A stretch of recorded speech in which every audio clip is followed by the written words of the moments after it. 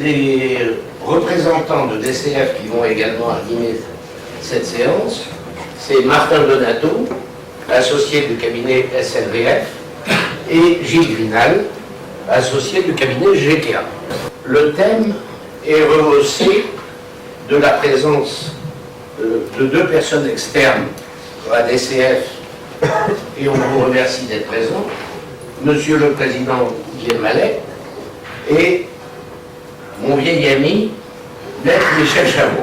En matière de droit des affaires, et notamment en matière de litige entre associés ou entre partenaires commerciaux, il est important de trouver une solution durable à un conflit, et pas simplement d'obtenir du juge qu'il tranche et qu'il départage sur une question précise.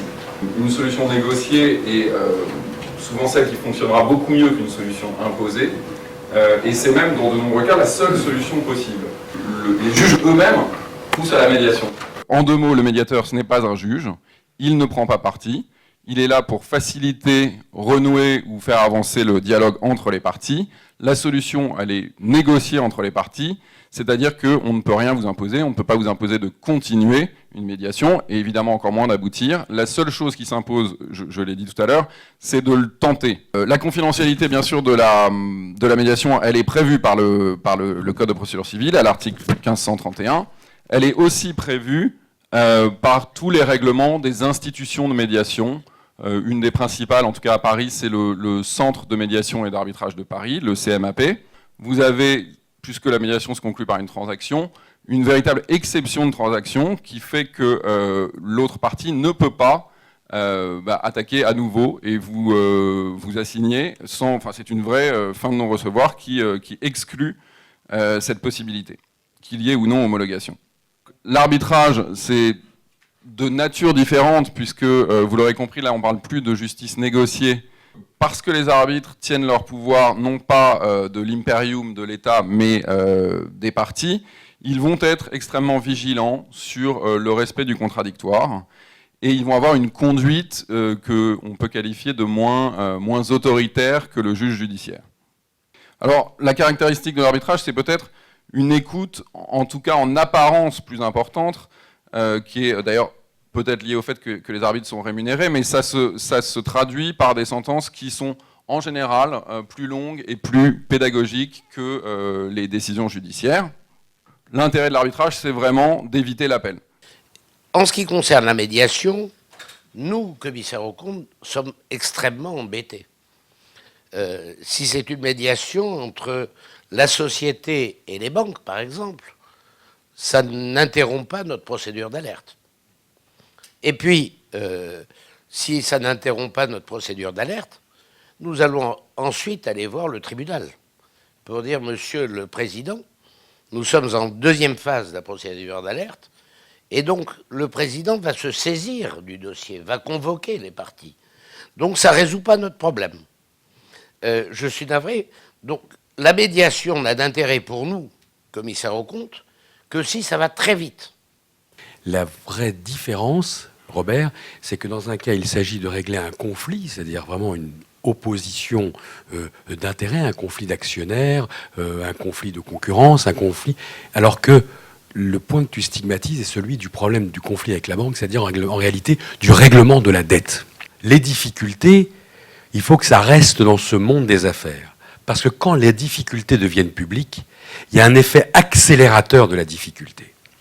Mais c'est la même aussi pour le créancier, et on y pense moins, mais vous y êtes sensible aussi. La conciliation, là, elle est beaucoup plus protectrice pour les uns et pour les autres, c'est-à-dire qu'elle met à l'abri le débiteur pour la suite si l'accord qui va être conclu finit par être homologué par le tribunal, et on y reviendra dans le cours de nos discussions. Et elle protège aussi le créancier, car les avantages qu'il a pu obtenir dans le cadre de cette négociation sont couverts par le sceau du tribunal et renforcés par le sceau du tribunal. Vous avez par la loi l'assurance que la confidentialité sera respectée. Cette confidentialité, il faut le savoir, ne vous met pas à l'abri de l'obligation de révélation des délits. C'est-à-dire que l'administrateur judiciaire qui constate qu'en réalité on a pris certaines libertés avec les comptes ou certaines libertés avec la caisse et la poche du dirigeant est tenu de révéler le délit. Toutes ces institutions nous aident à avoir des délais auprès d'aide sociale et d'aide fiscale, l'assistance d'un conciliateur ou d'un administrateur peut vous permettre, et là j'essaie de vous donner quelques clés d'intérêt, permettre d'obtenir soit des réductions de dette, et dans tous les cas de figure, des allongements de délai. Et dernier point, le vrai intérêt aussi, c'est que depuis récemment, les cautions bénéficient aussi des accords. Dans la détection, il peut y avoir deux sortes de détection. La détection à l'initiative du tribunal est très intéressante parce que le tribunal de commerce de Paris a mis au point un service de prévention qui est très développé, qui marche très bien. Il y a environ plus de 2000 chefs d'entreprise qui sont convoqués tous les ans au tribunal devant un juge de la prévention avec qui ils discutent de leurs problèmes parce qu'ils ont été convoqués parce que des clignotants s'allument à partir des informations qui sont communiquées par le greffe du tribunal. Et Maître Grinal en parlait tout à l'heure, les inscriptions de privilèges, mais il y a d'autres critères, les fonds propres négatifs, la perte de la moitié du capital, la procédure d'alerte, enfin bref, il y en a plusieurs autres. Donc, quand ces clignotants s'allument, le chef d'entreprise est convoqué au tribunal devant un juge qui va, en 10 minutes, un quart d'heure, essayer de faire prendre conscience à ce chef d'entreprise qu'il peut avoir des difficultés qui vont mettre son entreprise en péril. Ensuite, il y a le chef d'entreprise qui, lui, anticipe ces difficultés parce qu'il a les moyens d'avoir des experts autour de lui qui lui donnent les informations et qui ont suffisamment anticipé. Et là, on retombe dans les cas qui ont été exposés tout à l'heure par Maître Grinal, le mandat ad hoc, la conciliation. Donc, je ne suis pas en cessation des paiements, j'ai droit à un mandat ad hoc. Je suis en cessation des paiements depuis moins de 45 jours. J'ai plus droit au mandat ad hoc, mais je viens en conciliation. Donc, là, en général aussi, les conciliations se passent bien. Il y a à peu près 80-90% des cas où ça se passe bien et c'est un succès. Alors, la conciliation se termine, comme dans le mandat ad hoc, par un protocole, bien sûr. Ce protocole, la différence avec le mandat ad hoc dans la conciliation, c'est qu'il peut être constaté par une ordonnance du tribunal qui donne force exécutoire à l'accord, ou alors il peut être homologué par le tribunal, et là c'est un jugement du tribunal, et ce jugement, il va juste définir les grands termes de l'accord de conciliation. Mais l'accord réellement, l'accord qui a été signé entre les parties, n'est pas communiqué, n'est pas public. Et je pense que c'est une procédure fantastique. Mais il n'y a pas que les banques. Ça peut traiter les conflits entre associés, ça peut traiter des conflits avec des problèmes de règlement avec des fournisseurs. Il y a plein de choses qui peuvent se traiter dans le cadre de la conciliation. Il n'y a pas de limite. Il est incontestable que la conciliation ou le mandat ad hoc sont des armes extraordinaires et c'est certainement une beaucoup plus belle réussite que tout ce que les procédures collectives au sens stricto sensu peuvent dire. J'ajouterais même que c'est passionnant pour ceux qui la traitent, les conciliateurs ou mandataires ad hoc, parce que d'abord c'est le dernier lieu où l'on cause, et puis on peut faire quand même des efforts d'imagination pour essayer de trouver des solutions. Par rapport à un redressement judiciaire, c'est une locomotive qui est sur les rails, ça y va directement ou ça y va pas.